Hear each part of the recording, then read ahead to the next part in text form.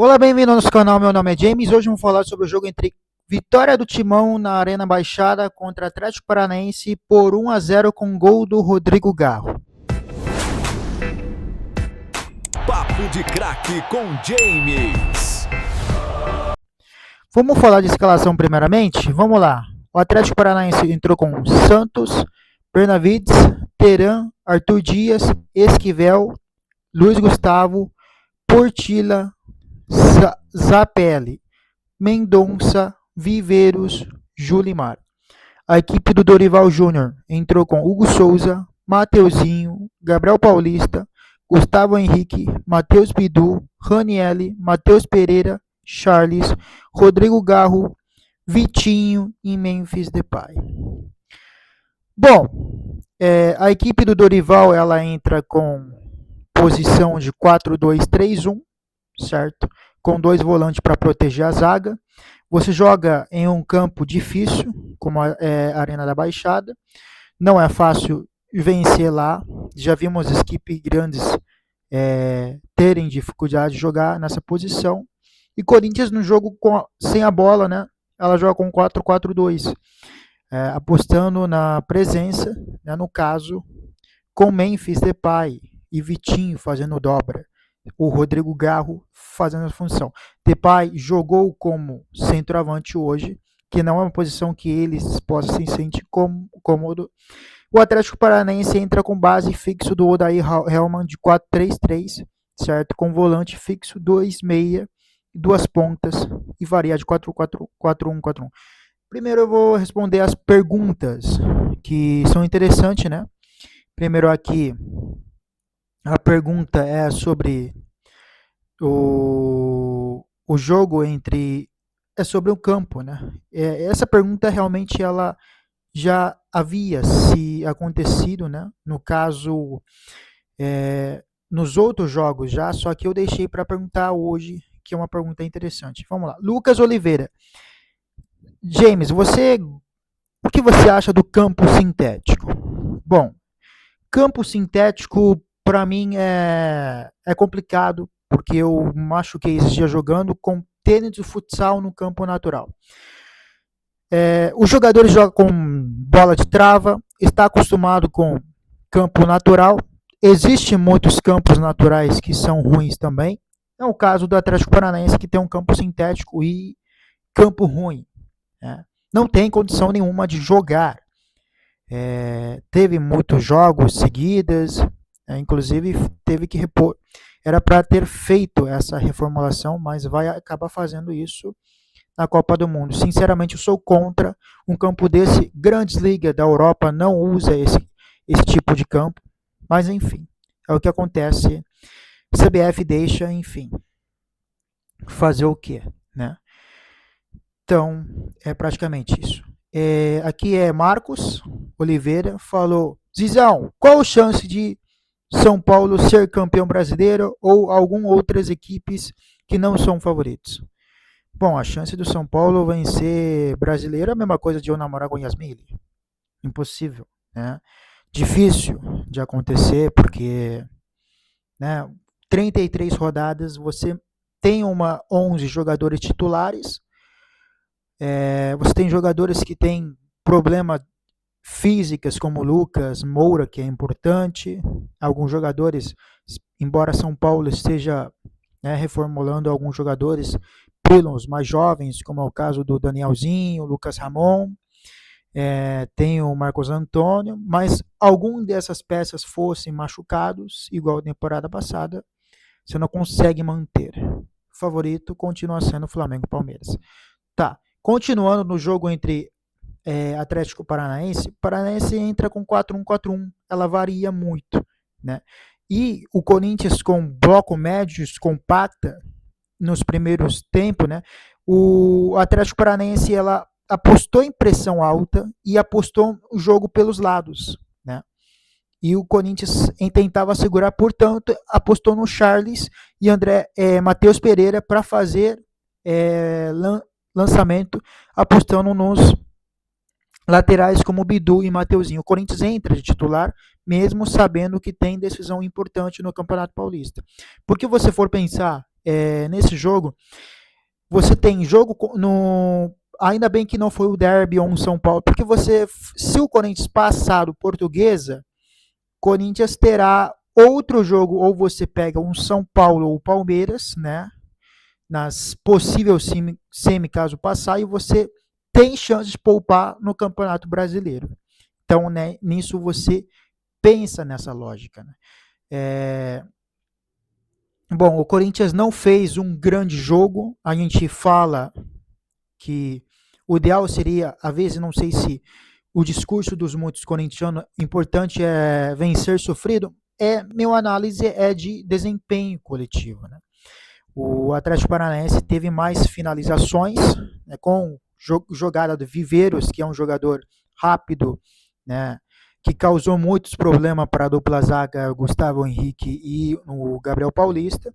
Corinthians teve um lance de um possível expulsão em cima do Memphis Depay, que no caso do Portilha, né? Bom, na hora do jogo eu achei que fosse expulsão, mas depois de rever, você é um lance do jogo. Futebol é um esporte de muito contato, certo? Então esse tipo de lance você vai acontecer muitas vezes. Então, nesse caso eu acredito que talvez para cartão amarelo, né, mas para expulsão não sei se totalmente. E a gente tem que falar desse juiz fraquíssimo. Esse senhor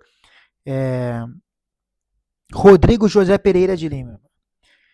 Eu entendo que pênalti brasileirada, talvez fosse pênalti, mas o mesmo Rodrigo José Pereira de Lima, ele deixa de marcar um pênalti claríssimo contra Matheus Bidu, lá na Arena do Grêmio, 2023, em que se o Corinthians tivesse perdido aquele jogo, o Corinthians estava condenado ou quase rebaixado naquele jogo, né? Na Arena do Grêmio, depois que o Romero fez o gol, né, que salva um pouco. Nos últimos 8 jogos, Rodrigo José Pereira de Lima, ele marca 5 pênaltis contra o Corinthians. Nos últimos 3 jogos, o Corinthians teve 3 pênaltis contras. Né? A gente tem que falar o jogo contra o Atlético Paranaense, a gente tem que falar do jogo contra a equipe do Red Bull Bragantino. Né? Então, assim, o Corinthians tem tido muitos pênaltis em contra. E nesse caso você tem que analisar a respeito o batedor do Atlético Paranaense, que no caso é o Julimar. Bom, Julimar ele vem batendo várias vezes. Nesse caso, ele tira muito do Hugo Souza, porque ele sabe que se deixar o Hugo Souza bem perto do canto, ele vai pegar. E a presença do Hugo Souza ele intimida totalmente o Julimar, que tenta tirar do goleiro, só que tirou muito e acaba chutando para fora. Também com a presença do Hugo Souza, isso foi bem claro nessa questão. Julimar acaba errando o gol. E Corinthians tenta buscar alguns contra-ataques e minutos depois faz gol do Rodrigo Garro. Né? Rodrigo Garro, ele tenta dar resposta ao Dorival e à equipe do Corinthians com a ausência no Brano Bidon. Né?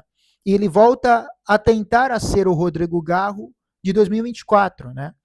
Sendo um grande jogo contra São Bernardo, grande jogo agora, jogo mais ou menos, né, contra o Atlético Paranaense, fazendo gols importantes, fazendo um gol importante que termina sendo a vitória para a equipe do Corinthians. O Atlético Paranaense chega e o Ranieri tira. Depois o Atlético Paranaense aposta muito na velocidade de speed, né? E o Corinthians tenta segurar o jogo no contra-ataque, mas não tinha velocidade para tentar fazer esses contra-ataques.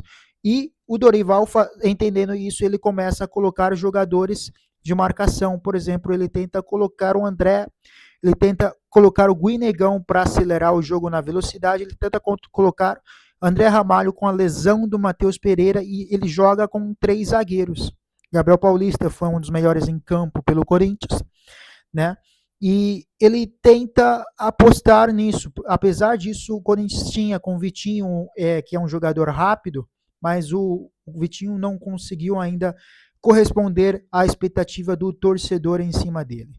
O jogo muito faltoso, muito travado, o campo muito fraco também, sabemos que impede a qualidade de jogo. Depay abaixo do que se espera muito dele. Atlético Paranaense teve outras finalizações no segundo tempo, com a do, no caso, o Esquivel, que chuta para fora. Hugo Souza correspondeu muito bem. A gente fala no derby, por exemplo, que o Corinthians criou chance, o Palmeiras das poucas vezes fez. Nesse caso, temos que ver que o Corinthians chegou das poucas vezes num gol do Atlético Paranaense e venceu, que é o importante, né? Contra adversários, né, que luta na metade de tabela. Eu não sei, eu acredito que o Atlético Paranaense, o foco dele seja Libertadores ou Sul-Americana. Então, contra equipes assim, você precisa somar pontos, jogando bem ou mal, como a Palmeiras e o Abel fez, que muitas vezes foi criticado por vencer equipes fora da G6 e conseguiu ser campeão brasileiro em 2023, né? E nesse caso, correspondeu muito bem, né? O Atlético Paranaense tentou algumas chegadas, o juiz Rodrigo totalmente perdido, primeiro dá 8 minutos, depois acaba dando 14 minutos, enfim, todas as coisas. Corinthians teve banco, nesse caso o Dorival conseguiu resolver problemas com a entrada do André para poder melhorar a equipe, o Alan para segurar um pouco a bola e consegue segurar o resultado. O Dorival foi muito elogiado por conseguir arrumar a defesa, né? A equipe do Ramon Dias era uma equipe ofensivamente muito bom, mas defensivamente era uma equipe que tem mostrado dificuldades. Eu acho que da escola velha, dos treinadores antigas, como Tite, Cuca, Roger Machado, Luxemburgo, Mano Menezes, o Dorival é o cara que ainda está conseguindo entrar a alguns, comparado com esses caras aí, né? O Dorival ainda é um treinador que consegue resolver os seus problemas. O Corinthians talvez não tenha encantado todo o torcedor, mas fez um grande resultado. O próprio Dorival fala que recuperação pós-sintético é difícil. Por exemplo, no sentido de você jogar um campo sintético tão ruim como essa, e daqui a 2, 3 dias você vai ter um jogo difícil contra a equipe do Portuguesa, que fez um grande campeonato paulista, né? Então é isso, né? A equipe do Dorival foi competitiva. É difícil ganhar, porque em certas vezes a equipe do Dorival talvez não desempenha um grande resultado, mas consegue vencer. Algum momento do ano, talvez 26, tenha jogado bem, né, contra a Bahia, por exemplo, e acabou perdendo. Nesse caso, não tenha desenvolvido um futebol que agradasse todo o torcedor, mas conseguiu garantir 3 pontos, que pode ser importante, né, para a sequência da temporada, né, isso pode ser importante. E a gente critica, eu fui um dos críticos ao Dorival pelo seu trabalho no Campeonato Brasileiro ano passado. Talvez essa temporada ele pode ser um cara que consiga fazer um bom trabalho. Então é isso, muito obrigado, até o próximo vídeo. Tchau.